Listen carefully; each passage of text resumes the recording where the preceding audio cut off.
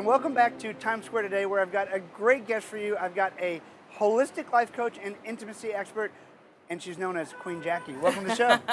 Thank you for having me. It's a pleasure to have you. So tell our viewers a little bit more about who you are and what you do. Okay, so as you mentioned, I'm a holistic life and intimacy coach. And so what I do, I help couples put the intimacy back into their relationship through coaching. I also have an online radio show called The Intimacy Chronicles, and you can listen live every Tuesday on mixstation.com. It's always amazing topics, and I just want people to focus more on putting the love into the relationship, but stop overthinking it. Got it. Know? Sometimes the more we're in a relationship, the more we either get stale or start to overthink the normal things that were just natural spark at the beginning, right? Absolutely. And I think we forget how simple it is because we think too much. You know, like something as simple as holding hands. For us, when a man grabs our hand, it tells us we're secure, and he's there to protect me. When we grab your hand, you're probably thinking, oh, wow, this is pretty cool. We don't do this enough. But you just made a connection for something so simple. Wow. Yeah. What made you decide, at what point did you say, man, intimacy is something that's a lost art, I need to help people? How'd that happen? Because what I find is a lot of people think intimacy and they just think the physical side of it.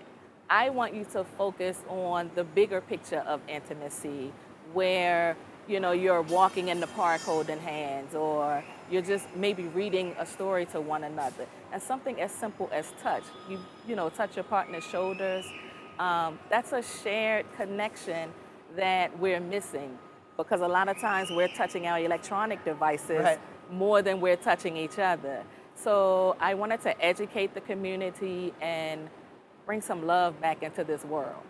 A friend of mine calls that vitamin C, vitamin connect. We need to do more of that, right? Exactly, absolutely. And I feel like you say, it's a lost art because we're focused more on things than people. So I want people to start looking and being able to love and accept who they are, so that then they can become the best version of themselves. So does it start, so often we think of intimacy as our relationship with another person. Does it start with our relationship with ourselves first? Right, because in order to be the best version of yourself, you got to learn to love and accept yourself, flaws and all. I tell people all the time, I'm perfectly imperfect, and I'm okay with that. So I can give, the best version of myself because I know who I am.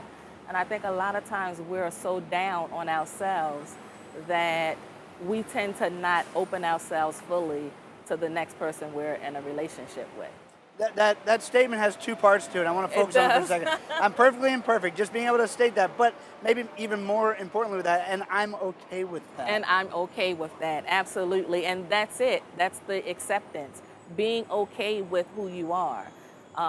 We spend a lot of times judging one another, not understanding that our differences shouldn't divide us, but should bring us closer together. But first, you have to learn to love and appreciate yourself. I love it. Yeah, if we were exactly the same as our partner, it wouldn't be much fun, right? It would be boring, right? Exactly. If you really knew what they were thinking all the time, that mystery would go away, right? Absolutely, absolutely. So, to be able to share that with others and enhance their relationships. Now, let me just say this. My relationship isn't perfect. I've been married 27 years. I'm crazy, and he's okay with that. You're perfectly imperfect. I'm perfectly imperfect. So. And he's also okay with that. Exactly, and that's what makes the relationship work. But we've been through many challenges being together 27 years. Sure. But it's not to stay in that moment. You have to constantly evolve. We went through a period where the relationship was so stale.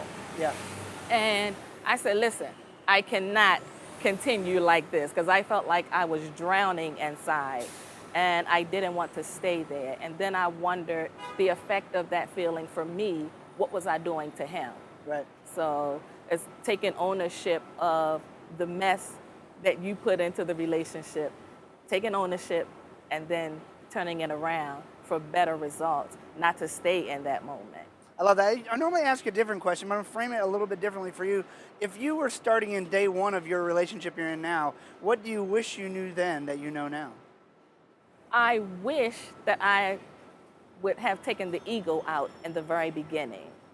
My ego at that time was so big, and I was young, so it was just about me. I didn't think of the relationship as a team effort. I thought about it what I want, me, me, me. And I think that caused a lot of problems between us as a result. So, yeah, I would say take the ego out and focus on the team. Love it. Now, there's a Yeah. lot of people watching this who go, wow, I want to hear that radio show, but I want Queen Jackie's help. How can they find you? They can find me. My email address is she'sthequeen@queenjackie.net. You can follow me on Instagram at queen_Jackie A. And also my website is www.queenjackie.net. And you can reach me by phone 410-571-4691. I'm sure there'll be many people reaching out to you. Thanks so much for joining me. Thank you so much for having me, Nick. All right, and we'll be right back on Times Square today.